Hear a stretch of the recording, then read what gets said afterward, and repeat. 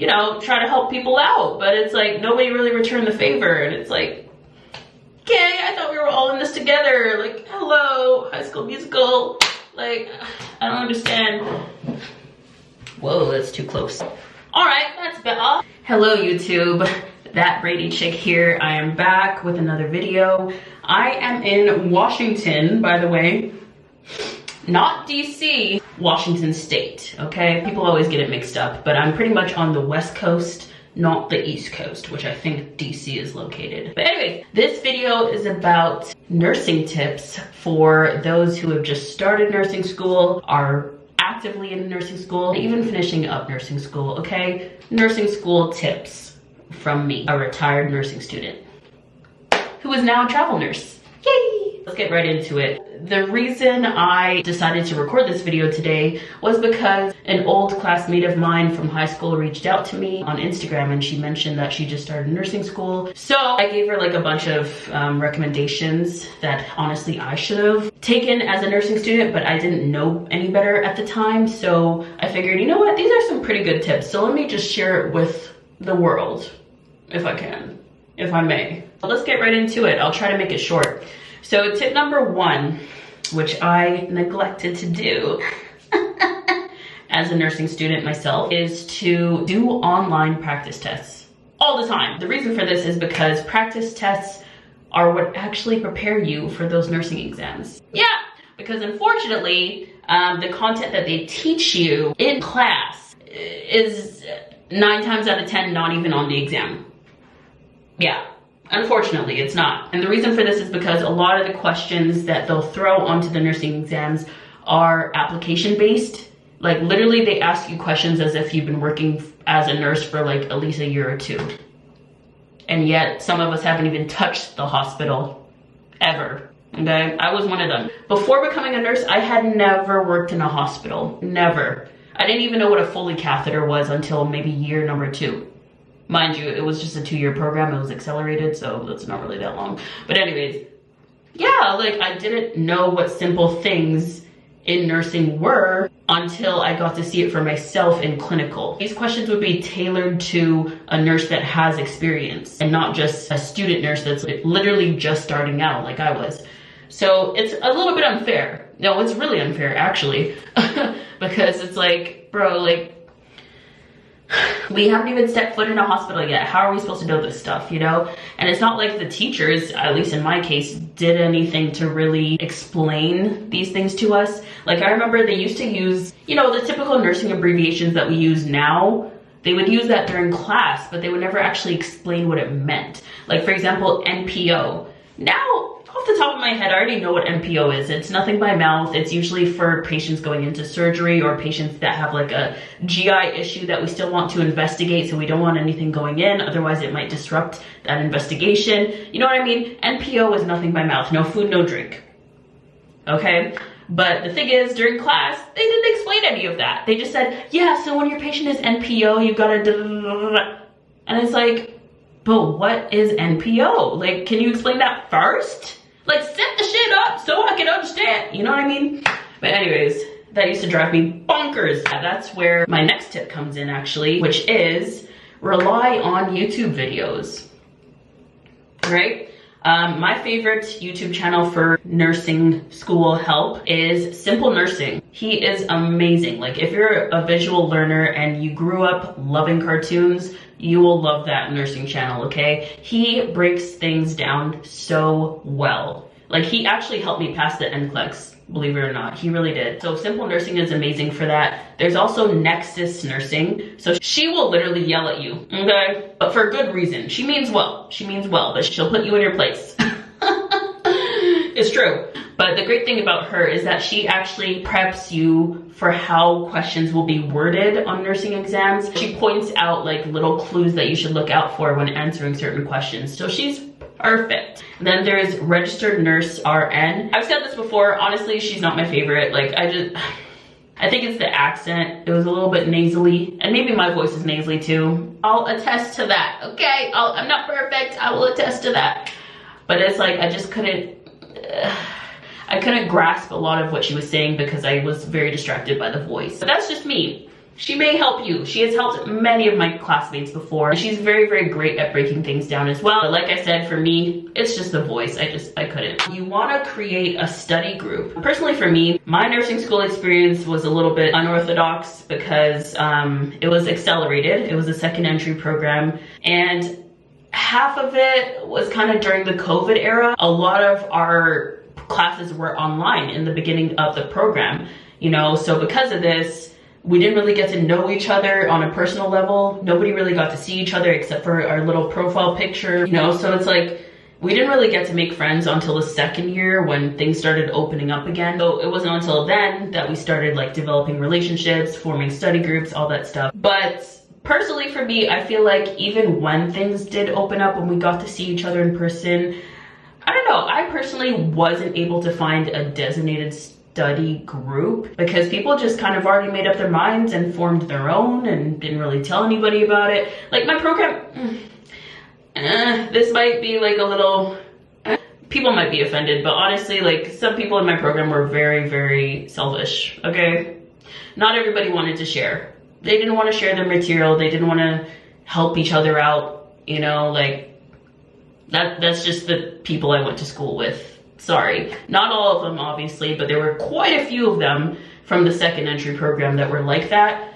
People just liked to keep to themselves or keep within their own circles, and they just kind of didn't want anyone else joining that circle, which I really didn't appreciate because it's like we're kind of all fighting the same battle here. Why don't we help each other out? Because anytime I came across tips or tricks or content that would like help us out, I would always bring it up to the second entry group chat that I was part of and, you know, try to help people out. But it's like nobody really returned the favor, and it's like, okay, I thought we were all in this together. Like, hello, High School Musical. Like, I don't understand. So yeah, obviously your experience might be different. I didn't really have a study group, but you know, I tried to fit in where I could. I did have a designated nurse bestie though. Like, she's still around and I'm the auntie to her son, my little nephew. So that's cute, you know, at least I got a little nurse friend out of it. Another thing I would recommend is ask your questions, girl or boy, okay? One thing about my experience in nursing school, like I said, the first year, like the first half of the nursing school program was during the COVID era. So everything was online, right? I took full advantage of that because I'm normally too afraid to speak up during class. So I would typically bring my questions at the end when I could have that one-on-one time with the professor if it was in person. But because it was online, I just shot my questions left and right, man. Like I had questions about everything because again, this is my first time exploring the nursing world. So yeah, I had my questions. I needed them answered because I needed understanding. In fact, when our nursing program switched to in person, when everyone was going around the room introducing themselves and I introduced myself as, hey, I'm Jayon Jade Brady. Do you know that the whole room was like, oh, you're Jayon. It's like, well, excuse me. But obviously they were saying that because they recognized me as the question girl. But it's funny because like half those people found me annoying and then the other half actually came up to me and thanked me because all the questions I asked, they already had in their mind, but they were too afraid to come to the teacher with in front of everyone. You know what I mean? But yeah, don't be afraid to ask your questions. It helps you in the end. So even if it's like as small as an assignment, get your clarification, okay? Message that teacher, email that teacher, whatever you have to do, and say, hey, I don't understand this. Can you explain this? Okay, I had to do that a bunch of times and some of the teachers did not like it. But at the end of the day, they are not the ones sitting for the exam, okay? I am. They already got their degrees. They're getting paid. I wasn't a nurse yet. Okay? I had to get there somehow. So ask your questions. The fifth thing I would recommend is you gotta make your sacrifices. You know, if you have a boyfriend or a girlfriend, let them know like, hey, school has to come first. I literally told my boyfriend that on the first date. I was like, hey, I'm starting nursing school soon. Just letting you know when I'm in school, I'm locked in. I'm gonna have to put our relationship kind of in the back burner at times because I have to study, I have to pass these exams because it's for my future, you know, so please understand that. If you can't understand, then I don't think we should go forward with our relationship. And he was very understanding of that. Like, yes, there were moments in our relationship where where I kind of felt bad, but I had to like, you know, ignore his calls because I was studying, and then I would call him afterwards. But it's like, the point is, prioritize your studying over your relationships.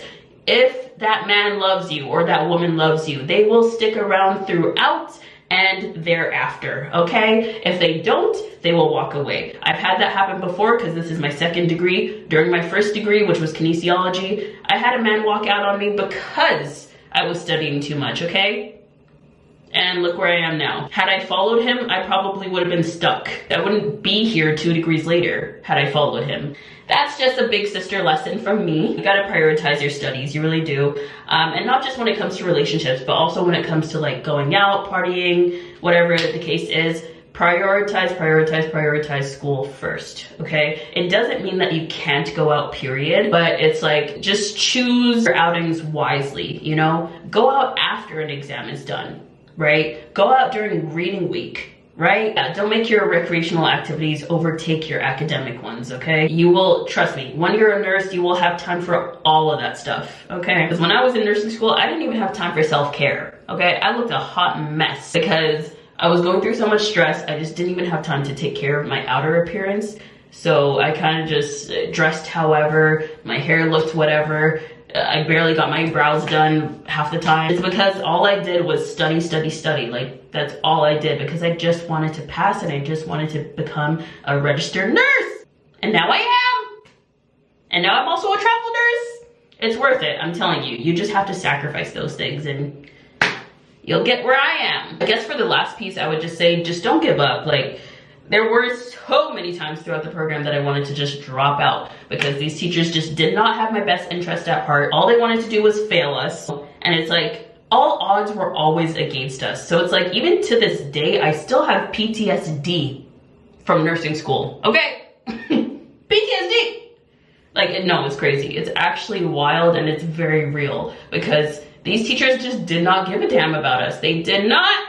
As much as you want to drop out, just do not, okay? Because your future self will thank you. Had I dropped out when I wanted to, which was, I think, a year and a half in, let's say I wanted to go back and finish it up, I probably wouldn't have been done until like sometime last year. Instead of working my whole RN job, my local staff job, all of last year and making money, and then now working as a travel nurse and making 4 times the amounts that I was making before. So it's like, girl, don't give up. If you feel like something is not working in terms of your nursing school regimen, change it, right? Like, outsource. Talk to people who have been through nursing school. Talk to your peers, talk to your parents, talk to your cousins. Talk to YouTube, okay? Not talk to YouTube. You know what I mean? Look up all those YouTube channels that I just mentioned before. Look up all the body systems. Cardiac, respiratory, GI, GU, which is, sorry, gastrointestinal, genitourinary, reproductive, even integumentary. Look up all the body systems under each of these YouTube channels and educate yourself that when you have to study that unit, you already have a background of what to look for and what to know for the exams. And make sure you show up to class. Do not miss classes, okay? Do not skip classes. This is real life. Go to class. You will definitely be penalized for skipping in nursing school. Like, they only let you miss a certain amount of days, so you better save those days for a rainy day.